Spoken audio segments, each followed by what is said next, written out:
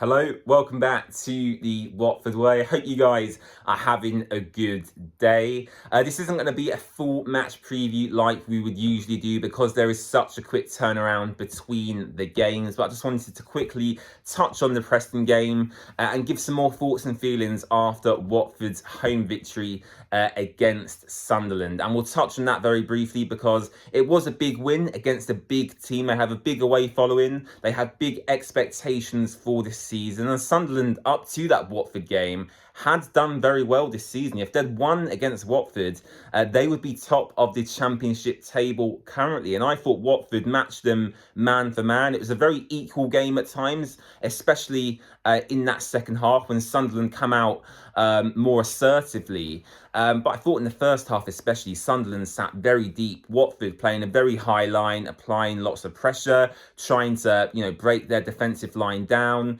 play some passes through. And I thought Georgie Chaffardadze again was instrumental in some of Watford's attacking moves in that first half. Of course, the first goal come from Festi Ebisele.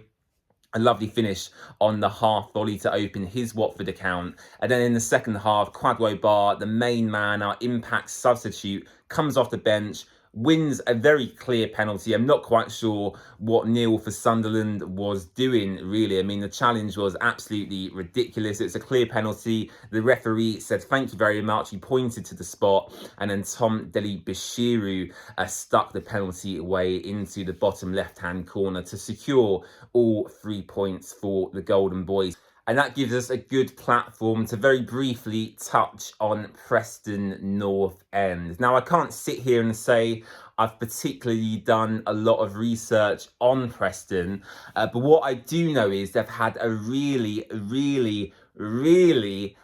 terrible start to the season. I think a lot of people generally in any normal season would put Preston around mid-table, and maybe if it's a good season, even potentially challenging for the playoff positions. But their start to the season has been nothing short of atrocious. They sacked Ryan Lowe, I believe, around the 19th or 20th of August, which certainly would have come as a shock to Preston fans and the majority of EFL fans as well. It certainly come as a shock to me when I read that news when it first came out. And for me, it just doesn't make much sense from a club's perspective to keep a manager throughout the entirety of the summer, to implement a pre-season regime, to bring in signings that he wants, to then get rid of them so early on in the season clearly says to me there was a major breakdown either between the manager and the squad or the manager and the board for that to happen. So if any Preston fans are watching and can give me a bit more insight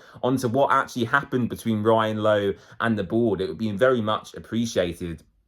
But talking about their start a little bit more, they're 22nd in the Championship table. In the relegation zone, they've picked up just 5 points from their opening 7 games and just 1 victory. In their last 2 games, they've lost 3-1 to Millwall and drawn 0-0 to Blackburn Rovers, with a red card sprinkled in there as well. So for me personally, as a Preston fan, if I was one, I would be really concerned going into this Watford game. Watford and the Watford players and generally the whole of the Watford fan base, as I am myself, are very much high on confidence. We see Preston as a vulnerable opponent, and I think a lot of Watford fans would be backing us to get the 3 points on Wednesday evening. Now, from a Watford perspective, I think we're going to see a bit of rotation in the squad, which is always quite exciting, seeing some players you don't usually see, playing first team minutes. I think Tom Ince may come in and start this game. Kwadwo Bar, as we'll discuss in just a moment,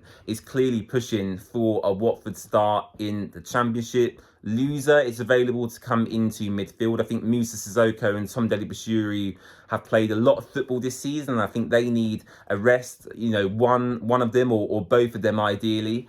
And then you look at the defence, you've got James Morris, Matty Pollock, Angelo Ogbonna, who played in the last game as well. Will Ryan Porteous come in and start? You've got Ken Semmer and Ryan Andrews to come back into them wing-back positions as well. So a lot of opportunity for rotation, which is really exciting. I'd love to see Daniel Jefferson get another start up front. I know he's not had a particularly fantastic start to his Watford career, but I think sometimes with strikers. They just need that first goal, whether it's a lovely finish or the ball comes off his backside, off his knee, off his face. It doesn't really matter. I think for strikers, it's a confidence thing. They just need that first goal. They need that feeling of scoring in front of their fans. And when that happens, I think we'll see the best of Daniel Jebbison. Aerially, he doesn't look particularly great, but he certainly looks really, really fast. And he's made some good runs in behind in the minutes I've seen him play so far. So fingers crossed for me. Hopefully, Daniel Jebbison will start this game.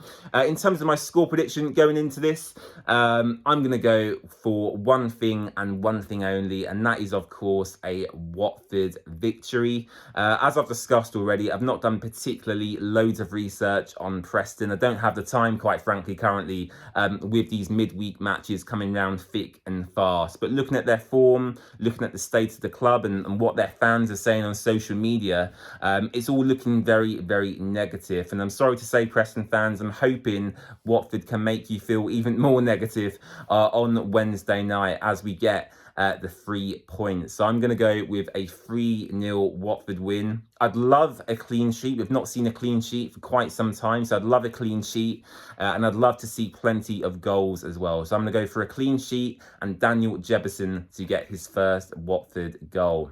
Okay, let me know your thoughts on the game in the comments section down below. Don't forget to leave a like on the video, subscribe to The Watford Way, and also remember, if you are not travelling to Preston on Wednesday, you can join me here live on The Watford Way with other like-minded Watford fans for a live match watch-along for the game. We're here for the majority of away games this season, or at least the ones I'm not attending.